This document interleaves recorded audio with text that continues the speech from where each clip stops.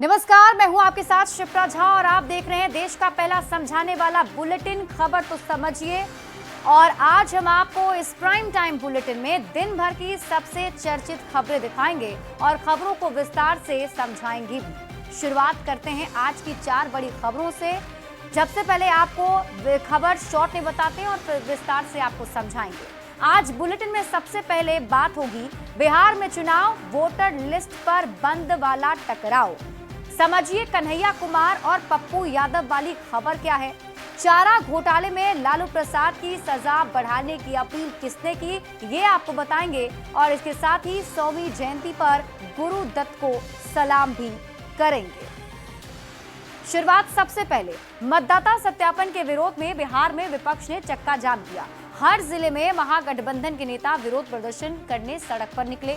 निर्वाचन आयोग के मतदाता सत्यापन के विरोध में पहली बार राहुल गांधी और तेजस्वी यादव ने एक साथ मिलकर पटना में मार्च भी किया और निर्वाचन आयोग पर कई गंभीर आरोप भी लगा दिए।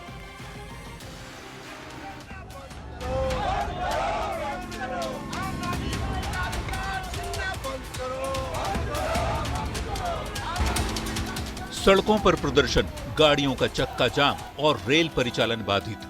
महागठबंधन के बंद के दौरान पूरे बिहार में ऐसी ही तस्वीरें दिखी जो बुलाया गया था निर्वाचन आयोग के वोटर वेरिफिकेशन के खिलाफ। कहीं ट्रेन रोकी गई तो कहीं नेशनल हाईवे जाम किया गया। राहुल गांधी, तेजस्वी यादव, डी राजा और दीपंकर भट्टाचार्य सहित कई बड़े नेता पटना में विरोध करने निकले। तैयारी थी चुनाव आयोग के दफ्तर जाने की, लेकिन सभी को सचिवालय थाने के सामने रोक दिया गया, जहां से चुनाव आयोग का ऑफिस करीब 150 मीटर की दूरी पर है। इसके बाद सभी ने वहीं पर लोगों को संबोधित किया। राहुल गांधी ने बिहार में वोट चोरी का आरोप लगाया। जैसे महाराष्ट्र का चुनाव चोरी किया गया था, वैसे ही बिहार का चुनाव चोरी करने की कोशिश की जा रही है। सवाल उठाया गया कि जिस वोटर लिस्ट के आधार पर लोकसभा चुनाव कराया गया, उस लिस्ट से विधानसभा चुनाव कराने में क्या परेशानी है। आरोप ये लगाया गया कि निर्वाचन आयोग की पूरी कवायद गरीबों के वोट का अधिकार छीनने की है। तेजस्वी यादव ने कहा, अब एनडीए की दादागिरी नहीं चलने दी जाएगी।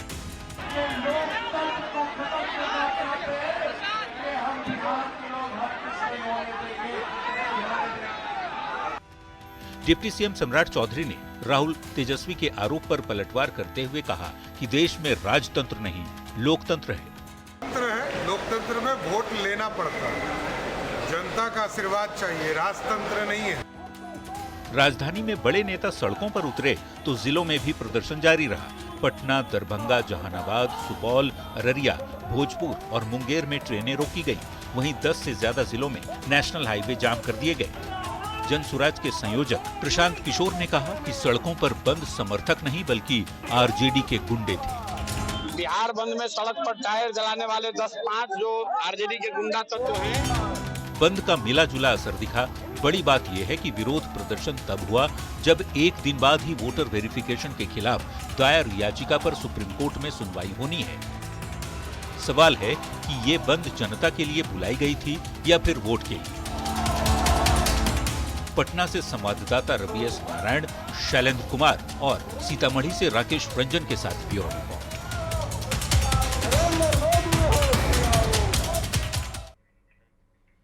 और आइए अब बिहार में चुनाव, वोटर लिस्ट पर बंद वाला टकराव समझते हैं। दरअसल बिहार में इसी साल चुनाव है और आपको पता है कि इलेक्शन मोड में सभी जो पार्टियां हैं वो भी आ चुकी हैं।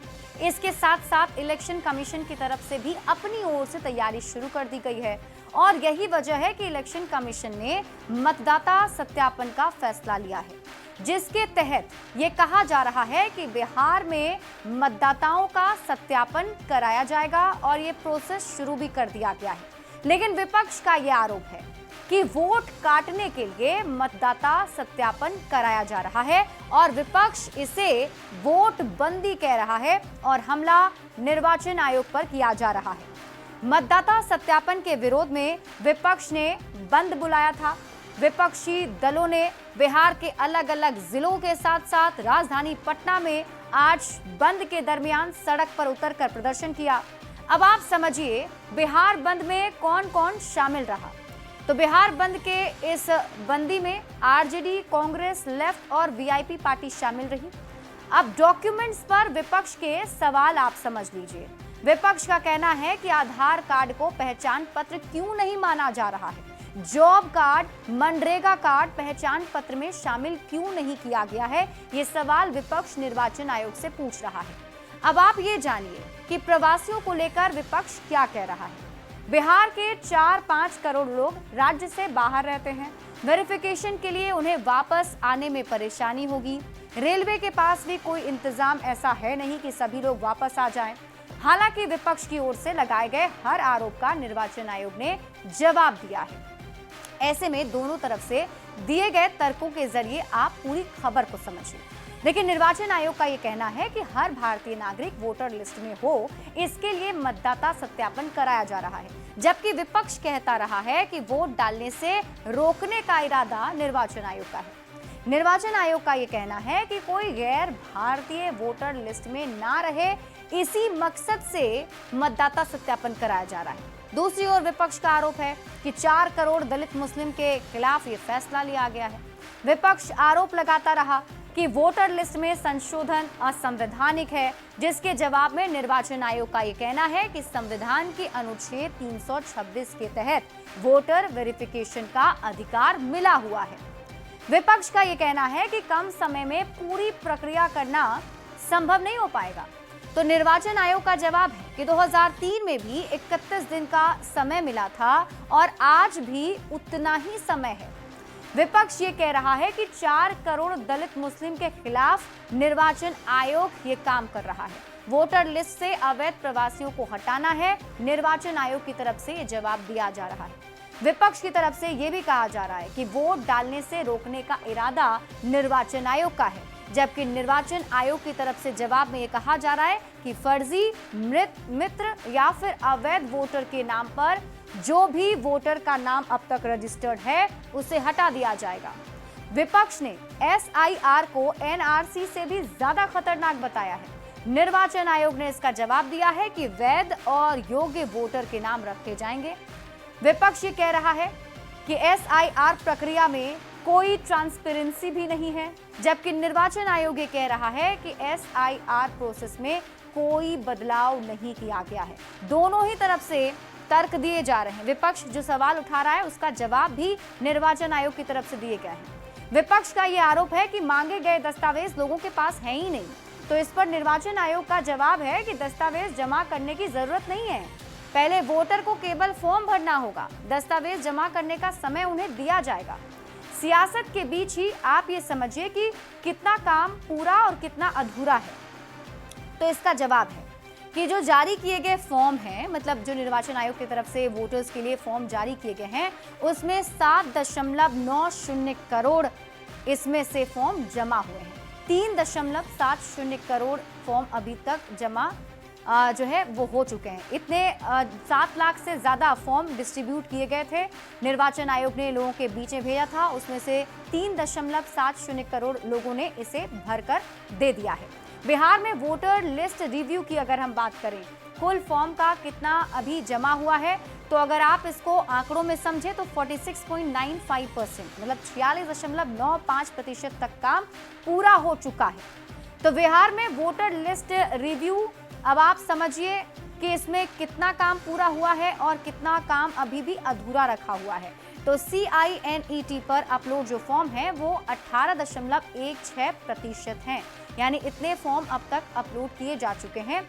और इसके साथ ही अगर हम बात करें कितने लोगों ने इस पर अब तक अमल किया है, तो लगभग 14 दिन के अंदर रिव्यू का काम 50% तक पूरा हो चुका है। और ये दर्शाता है कि जो विपक्ष ये सवाल उठा रहा है कि समय कम है, तो निर्वाचन आयोग कह रहा है कि उसी डेडलाइन के हिसाब से काम किया जा रहा है। बिहार में वोटर लिस्ट रिव्यू की जो डेडलाइन है वो कब की है, तो ये तारीख है 25 जुलाई की, यानी कि 25 जुलाई तक ये काम पूरा कर लेना है।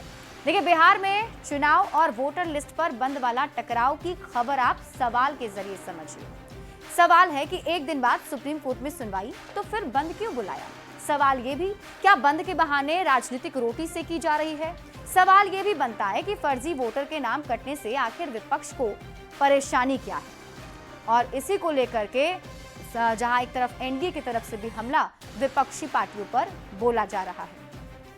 बढ़ते हैं आगे और बात अगली खबर की। मतदाता सत्यापन पर विपक्ष ने बिहार बंद बुलाया और पूरा विपक्ष मंच पर दिखा, लेकिन राहुल गांधी, तेजस्वी यादव की गाड़ी पर पूर्णिया सांसद पप्पू यादव और कन्हैया कुमार को जगह नहीं मिली, जिस पर विपक्ष की तरफ से अब तंज कसा जा रहा है।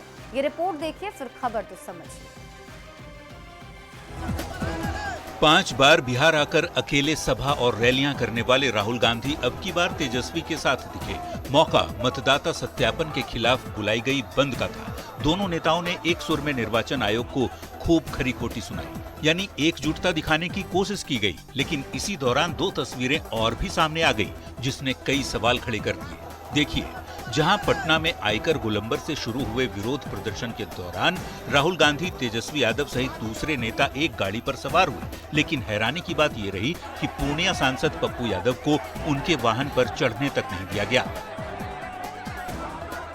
पप्पू यादव को वैन पर चढ़ते वक्त रोकते हुए तस्वीर सामने आई है, जिसमें उनके कई समर्थकों को वाहन पर चढ़ते हुए देखा जा सकता है। वहां मौजूद सुरक्षा गार्ड लोगों को वाहन पर चढ़ने भी दे रहे हैं, लेकिन जैसे ही पप्पू यादव ने वाहन पर चढ़ने की कोशिश की, गार्ड ने उनको रोक दिया। इस दौरान वो गिरने से भी बाल बाल बच गए। अब एक और तस्वीर देखिए। इस वीडियो में कांग्रेस नेता कन्हैया कुमार को गाड़ी से उतारते देखा जा सकता है।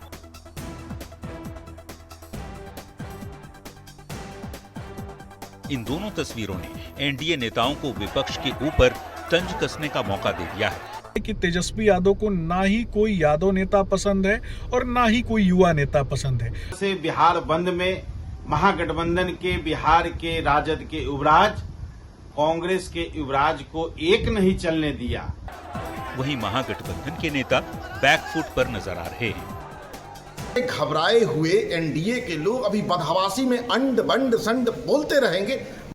सवाल है कि क्या तेजस्वी यादव की वजह से पप्पू यादव और कन्हैया कुमार को राहुल की गाड़ी पर जगह नहीं मिली?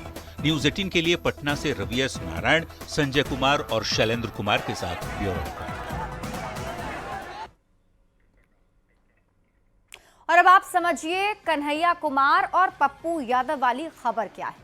देखिए, मतदाता सत्यापन के खिलाफ विपक्ष की तरफ से आज बंद बुलाया गया था। बिहार बंद का ऐलान किया गया था।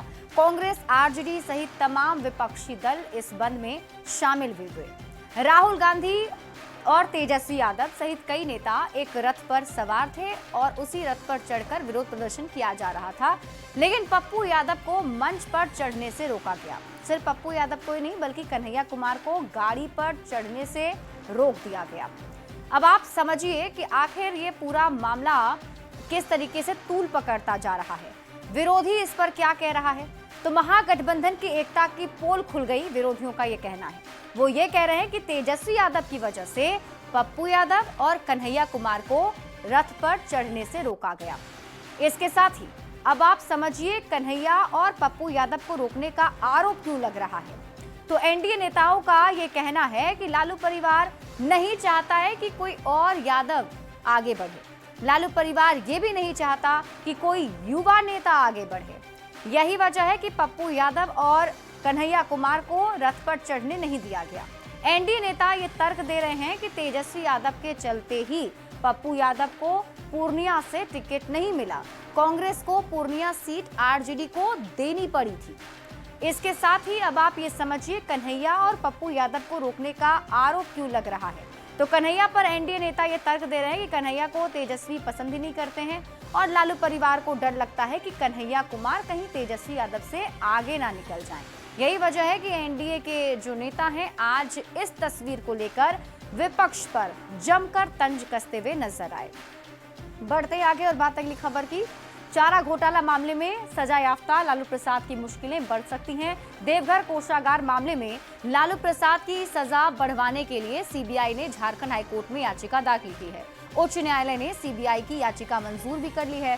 क्या है ये पूरा मामला? सबसे पहले आप रिपोर्ट देखिए, फिर खबर तो समझिए। बिहार में विधानसभा चुनाव से पहले आरजेडी के राष्ट्रीय अध्यक्ष लालू प्रसाद एक नई मुश्किल में घिर गए हैं। चर्चित चारा घोटाला मामले में झारखंड हाईकोर्ट ने सीबीआई की याचिका मंजूर कर ली है, जिसमें सजायाफ्ता लालू प्रसाद की सजा बढ़ाने की मांग की गई है। अदालत ने सीबीआई के आवेदन को सुनवाई के लिए स्वीकार कर लिया है।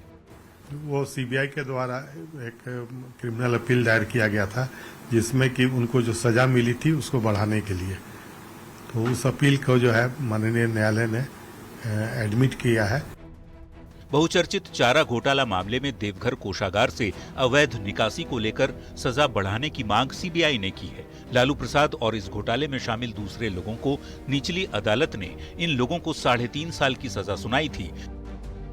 इसी देवघर ट्रेजरी केस में सजा बढ़ाने के लिए अप्रैल महीने में सीबीआई ने झारखंड हाईकोर्ट में याचिका दाखिल की थी। अब लालू प्रसाद की अपील के साथ ही उच्च न्यायालय में इसकी भी सुनवाई होगी। जो लालू प्रसाद एवं अन्य आरोपी जिन पर 3.5 साल की सजा थी, उनके अपील के साथ इस अपील की भी सुनवाई होगी। अगर सजा बरकरार रहेगा तो उस समय के कंडीशन के अनुसार कोर्ट अपना जो भी निर्णय ले। ये वही चारा घोटाले का मामला है जिसके सामने आने के बाद देश भर में हड़कंप मच गया था। देखना होगा अब इस मामले में लालू को राहत मिलती है या कोर्ट से एक और झटका। रांची संवाददाता संजय सिन्हा के साथ ब्यूरो रिपोर्ट, न्यूज़ 18।